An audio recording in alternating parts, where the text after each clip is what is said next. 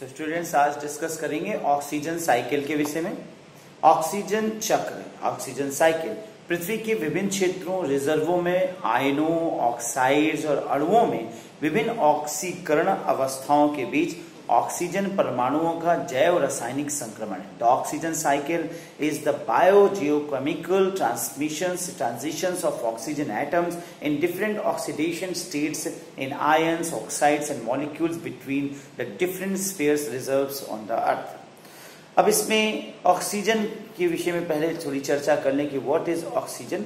Oxygen पृथ्वी पर सबसे प्रचुर तत्वों में से एक है। अब तक ज्ञात जानकारी के अनुसार पृथ्वी में व्याप्त ऑक्सीजन का सबसे बड़ा भंडार क्रस्ट और मेंटर के सिलिकेट। अब यहाँ पर समझने वाली बात है कि ऑक्सीजन जो है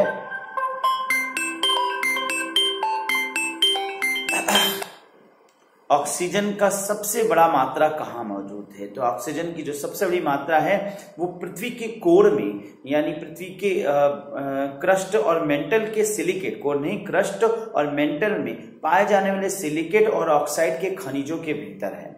विमुक्त ऑक्सीजन के अलावा अतिरिक्त ऑक्सीजन सतह में फैले विभिन्न स्वरूपों के अणुओं में जैसे biomass, water, carbon dioxide, nitric acid, nitrogen oxide, nitrites, carbon monoxide, H2O2, that is hydrogen peroxide, ozone, hydrogen sulphur oxide, magnesium oxide, calcium oxide, aluminium oxide, silicon oxide, plutonium, lead oxide के अणुओं में व्याप्त है। अब इस प्रकार से देखा जाए तो कई एक क्षेत्रों में ऑक्सीजन है। ऑक्सीजन है विमुक्त रूप से विभिन्न गैसों के साथ मिश्रित रूप से।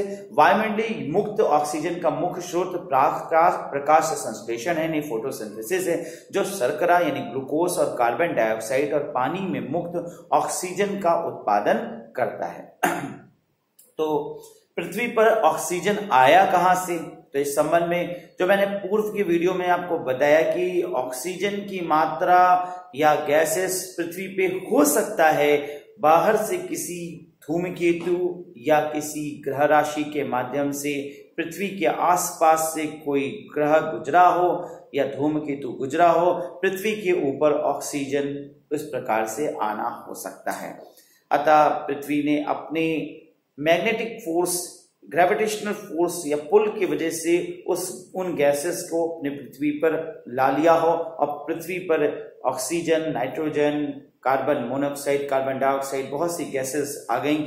जाहिर सी बात है इनका स्वरूप, इनके रिएक्शन से पानी का भी पनपना हो सकता है और इस प्रकार से पृथ्वी पर जीवों का पनपना हुआ होगा। अब ब्रह्मांड बहुत बड़ा है और यहाँ पर इस ब्रह्मांड की बहुत अधिक जानकारी मनुष्य के पास नहीं, लेकिन ब्रह्मांड में पृथ्वी जैसे और भी ग्रह हो सकते हैं और पृथ्वी जैसे और भी ग्रह होंगे तो और भी जीव हो सकते हैं। खैर, ऑक्सीजन के आने का ये कारण हो सकता है, ऑक्सीजन के स्वरूप में बदलाव भी हो सकता है और उसी स्वरूप के बदलाव के तहत उसका वापस बदलाव होने के बाद उसका वापस ऑक्सीजन के रूप में बदलना, निर्मित होना, ये ऑक्सीजन साइकिल कहा जाता है। इसी प्रक्रम में ओजोन भी एक ऐसी गैस है जो एक प्रकार से ऑक्सीजन की पूर्ण मॉलिक्यूल्स या तत्वों का पूर्ण ना होने को दर्शाता है। ओजोन जिसकी संरचना O3 के रूप में मानी जाती है। O3 यानी ऑक्सीजन O2 है परंतु ओजोन क्या है, O3 है। तो जाहिर सी बात है कि इसका ऑक्टेट कंप्लीट नहीं, इसके मॉलिक्यूल्स कंप्लीट नहीं, इसलिए ये अनसैचुरेटेड गैस हुआ, यानी एक प्रकार से अतृप्त गैस है और इसकी डेंसिटी ऑक्सीजन की तुलना में हल्की है, इसलिए एटमॉस्फेयर में ऊपरी सतह पर निकल जाती है और इसीलिए ये स्ट्रेटोस्फेयर में विद्यमान हो गया और पृथ्वी के ऊपर पृथ्वी को एक प्रोटेक्टिव लेयर के रूप में कार्य करने लगा।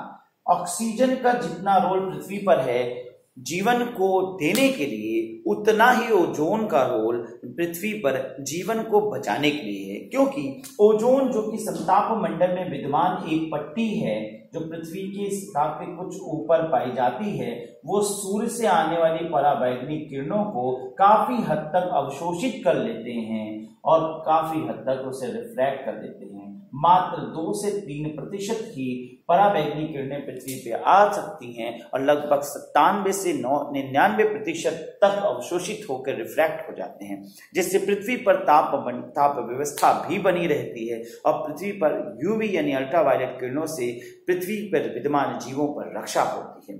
वायुमंडल ऑक्सीजन की उपस्थिति के कारण समताप मंडल के भीतर ओजोन और ओजोन परत का निर्माण हुआ है।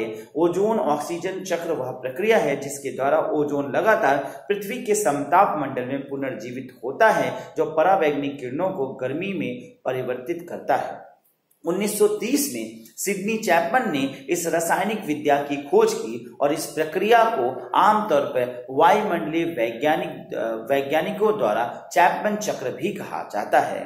अब यहाँ पर ये ओजोन एक अनसैचुरेटेड एलिमेंट जरूर है, लेकिन ये हमारी रक्षा कर रहा है और एक प्रकार से हमें पृथ्वी को एक सुरक्षा चक्र का कार्य कर रहा है।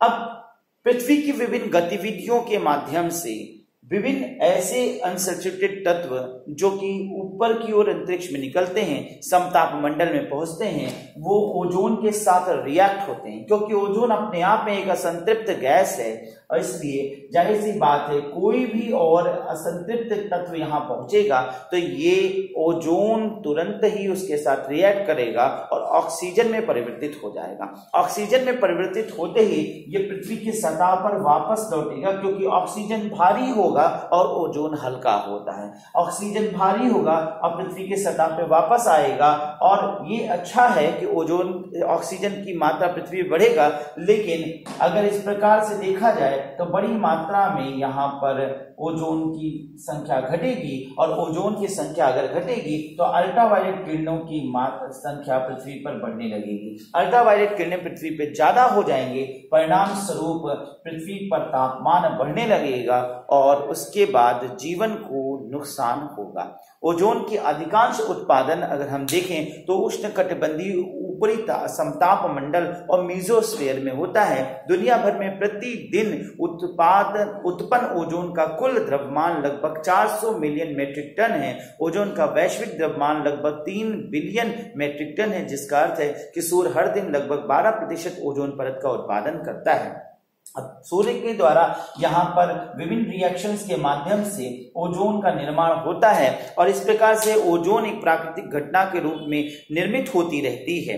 लेकिन हमारे विभिन्न प्रकार के औद्योगिक घटनाओं, औद्योगिक क्रियाओं और इंडस्ट्रियल क्रियाओं की वजह से विभिन्न ऐसी अनसैचुरेटेड गैस जो कि ओजोन मंडल में पहुंचती हैं, ओजोन को तोड़ रही हैं, जिससे कि लगातार ओजोन की इस परत का क्षय हो रहा है और धीरे धीरे यहाँ पर ओजोन डिप्लीट हो रहा है। ओजोन के इस मंडल में ओजोन के घटने से जीवन को खतरा बन गया है। परिणाम स्वरूप लगातार ग्लोबल वार्मिंग हो रही है और क्लाइमेट में चेंजेस देखने को मिल रहा है। इसी की वजह से अकस्मात बारिश हो जाना, बेमौसम तमाम प्रकार की बेमौसम बारिश और ये भी कहा जाए कि तमाम प्रकार से एटमॉस्फेयर में बदलाव, एनालिसिस या कहा जाए विभिन्न प्रकार के नुकसान देखने को मिल रहा है। तो ओजोन के में इस प्रकार से हो रहे क्षति को अगर हम देखें तो जितना हो सके अनसैचुरेटेड कंपाउंड्स का प्रयोग कम करें। आज देखा जाता है कि एसी या फोटोकॉपी मशीन से निकलने वाले जो गैसेस हैं वो ओजोन के लिए खतरनाक हैं। ओजोन गैस को डिप्लीट करते हैं, ओजोन गैस के साथ रिएक्ट करके उसको ऑक्सीजन और विभिन्न प्रकार के गैसेस में बदलते हैं, जिससे कि पृथ्वी पर ऑक्सीजन या अन्य तत्वों की मात्रा जरूर बढ़ती है, लेकिन ओजोन की मात्रा समताप मंडल में घटना हमारे लिए नुकसान। मैंने आपको इस वीडियो में ओजोन साइकिल और ऑक्सीजन साइकिल और ओजोन के विषय में बताया। धन्यवाद। सर, इस तरह